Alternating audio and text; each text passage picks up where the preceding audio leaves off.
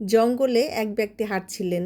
হঠাৎ একটি সিংহ তার পিছু নিল। সে দৌড়াতে দৌড়াতে একটি পানিহীন কুয়ার মধ্যে গিয়ে লাফ দিল চোখ বন্ধ করে। তারপর সে কুয়া দিয়ে পড়তে পড়তে একটি রশি পেয়ে সেটাকে খপ করে ধরে ফেললেন। উপরে চেয়ে দেখলেন সিংহটি এখনও তাকে খাওয়ার জন্য দাঁড়িয়ে আছে, আর নিচে তাকিয়ে দেখে যে সে একটা বিশাল সাপ তার কামড় দেওয়ার অপেক্ষায় রয়েছে। সে কিছু বুঝতে পারল না, মাঝখানেই ঝুলে রইল। এমত অবস্থায় দেখা গেল একটি সাদা আর একটি কালো ইঁদুর তার ধরে থাকা দড়িটাকে কামড়ে ছিঁড়ে ফেলতে চাইছে। এরকম বিপদের অবস্থায় সে হঠাৎ দেখতে পেল একটি মৌচাক কুয়ার মধ্যে বাসা বেঁধেছে মৌমাছি, আর সেই মৌচাকে আঙ্গুল ডুবিয়ে সে মধুটাকে চাকতে লাগলো। আর তার সে কিছু মুহূর্তের জন্য সেই সব বিপদ আপদের কথা সে ভুলে গেল, আর নিচে হাঁ করে থাকা সাপ, সিংহ, ইঁদুর এগুলো ভুলে গেল।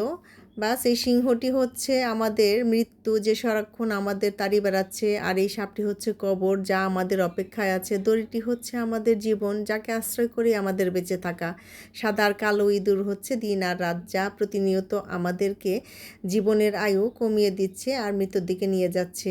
আর সেই মৌচাক হলো দুনিয়া, যা সামান্য মিষ্টতা পরখ করে দেখতে গেলেও আমাদের এই চতুর্মুখী ভয়ানক বিপদের কথা ভুলে থাকতে বাধ্য হই। তাই আমাদের সচেতন হওয়া জরুরি।